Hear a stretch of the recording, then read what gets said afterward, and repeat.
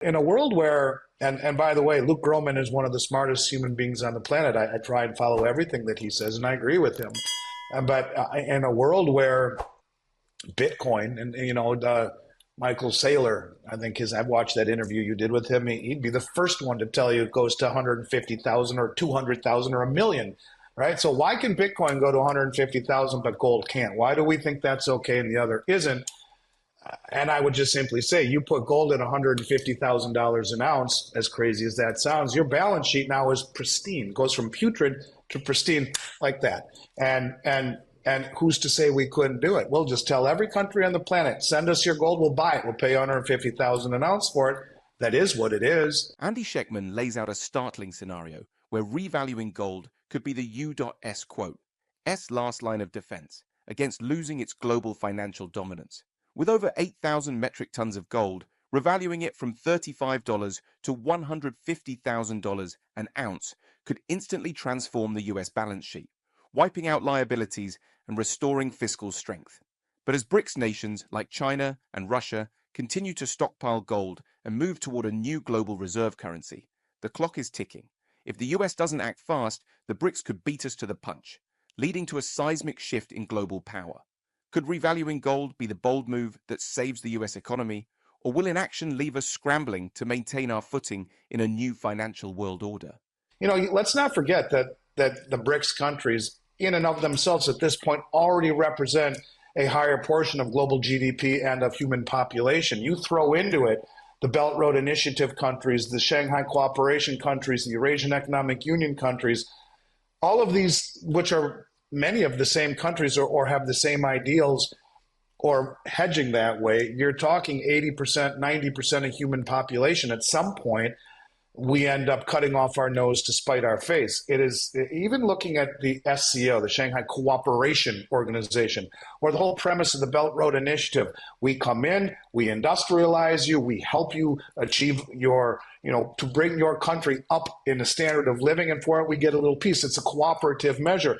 The way the BRICS are put together is all about cooperation in terms of wanting to be part of the group, not beholden to any one country. Everyone has equal say, even in their settlement currency. It's not one monopolar entity. And so, being the world reserve currency is a privilege. And you wonder, did Jared Bernstein really, is it true that he advocates for the loss of the reserve standard? Is that what we're trying to do?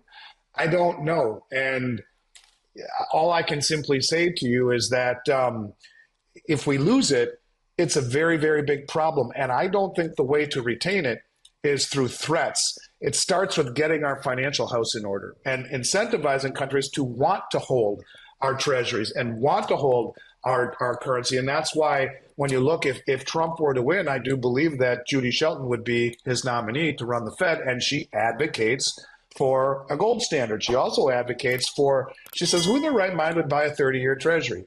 I mean, why would anyone earning 4% or 5% when inflation is running and money creation is running higher than that? Let's not even acknowledge the fallacy of the BIS. It should be just take the BLS and take the L out of the BLS and call it what it is, BS, or the CP lie. It's all a bunch of nonsense. They lie to adhere to this inflationary agenda. But putting it all together, why would anyone want to hold our treasuries? Judy says, well, the only way you'll get countries to want to buy our treasuries is to make it redeemable in gold. And so, yeah, I do think that they understand what's coming.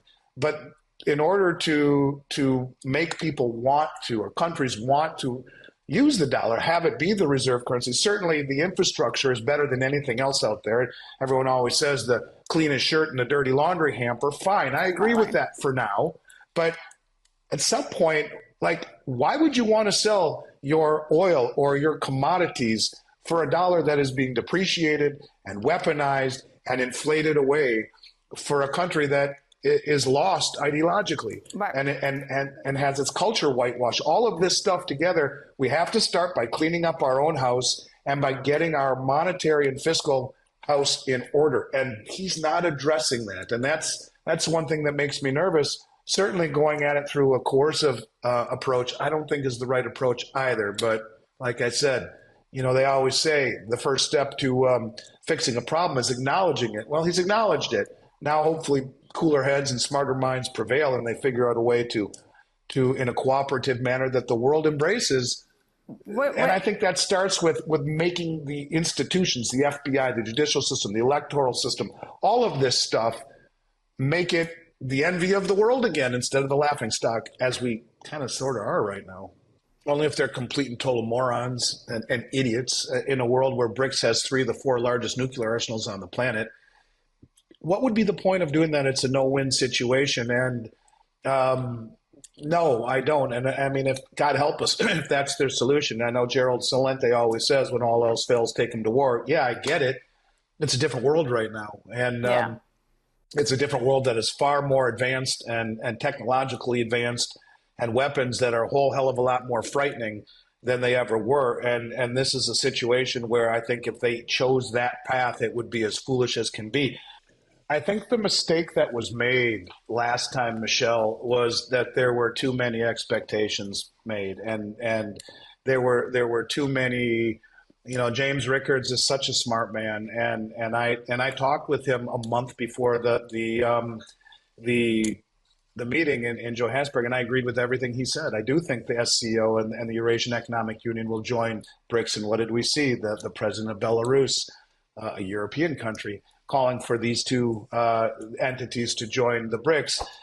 He talked about a common currency, and none of these things happened. And there was great disdain for that. And I think that it's about managing expectations. I think that all of these things are going to happen, including everything he said. Does it happen next week? Maybe, maybe not. But the trend is in motion. And it seems to me that the BRICS understand just giving just enough information is enough for them, rather than being fully transparent about everything until they are at a place in every single metric to be able to flip the switch and say, here's what it is. So I think we'll have greater clarity. We'll have greater clarity on who and how many countries have formally applied.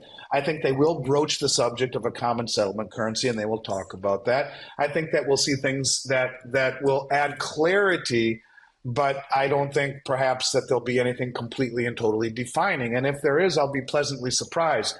I don't expect them to come out and say, yes, we're going to issue the unit currency, 100% here it goes. But I do think they'll say we have gone to great lengths to come to a conclusion that a new common settlement currency is called for. We've done great work on its development. We will continue to work on it with the intention of implementing it very soon. To me, that's more probable than giving us a concrete pathway to what's coming. But clarity would be my guess, and maybe something more. It means that it needs to be higher in terms of its dollar price, for sure. I mean, and we've had the head of the Dutch National Bank talk about this for quite some time. And ironically, in fact, you can't make it up, Michelle, gold is held on central bank balance sheets and accounts called the gold revaluation account. And, the head of the Dutch National Bank says, look, we got all this money in the revaluation account that we currently cannot offset against our liabilities, but why don't we revalue the price of gold and do just that? Because in Europe, gold is on everyone's balance sheet at $35 an ounce. In the U.S., it's $42.22. I would guess they valued it last and did some legal declaration sometime in the early 70s, right after they set it free from its $35 an ounce price. But that is what it is on the books of the U.S. government. And, it makes a lot of sense, actually. And we saw that with Roosevelt over my shoulder there. That's what he did. He confiscated gold, he revalued it, and by 40% by depreciating the dollar. And it takes on a greater significance in my mind when we see Cynthia Lummis, the senator from Oklahoma or from Wyoming, who got up on stage at the Bitcoin conference just a couple months ago in Tennessee, where Trump said, yeah, I want to build a Bitcoin strategic account. And she said, yeah, I want to float a bill that revalues the gold that the Fed is holding on behalf of the Treasury to a level high enough to buy Bitcoin for this account. And, in a world where, and by the way, Luke Groman is one of the smartest human beings on the planet. I try and follow everything that he says, and I agree with him. But in a world where Bitcoin and, Michael Saylor, I think I've watched that interview you did with him. He'd be the first one to tell you it goes to 150,000 or 200,000 or a million right? So why can Bitcoin go to 150,000 but gold can't? Why do we think that's okay and the other isn't? And I would just simply say, you put gold at $150,000 an ounce, as crazy as that sounds, your balance sheet now is pristine, goes from putrid to pristine like that. And who's to say we couldn't do it? We'll just tell every country on the planet, send us your gold, we'll buy it. We'll pay 150,000 an ounce for it.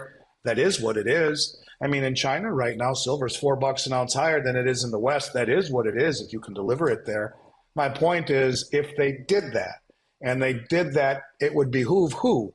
Well, all the central banks. They're the ones buying it all. And if it is indeed going to be part of a new system, and we're trying to put all of these systems together, a common system, as we were talking about, wouldn't it benefit the common system if it's all going to be tied to gold and blockchain?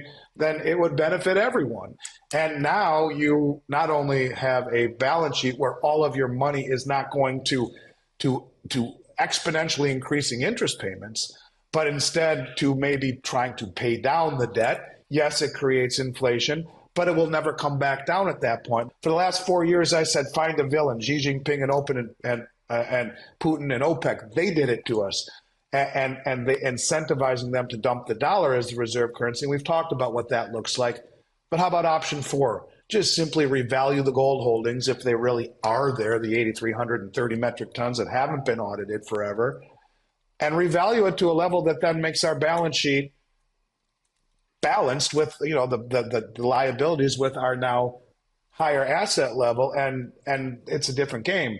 Could that happen? I think if Trump beats him to the punch, if Trump were elected and they beat him to the punch, beat the West, the East, or the South rather, the BRICS to the punch of currency revaluation and tying it to gold, that is how it would give us, I think, an advantage. It would give us, it would neutralize perhaps much of the world's desire to move away if indeed we showed, here's the new deal. Now that you understand how gold revaluation could reshape the US economy, you're going to need to know about the next crucial move that might determine the future of global currencies.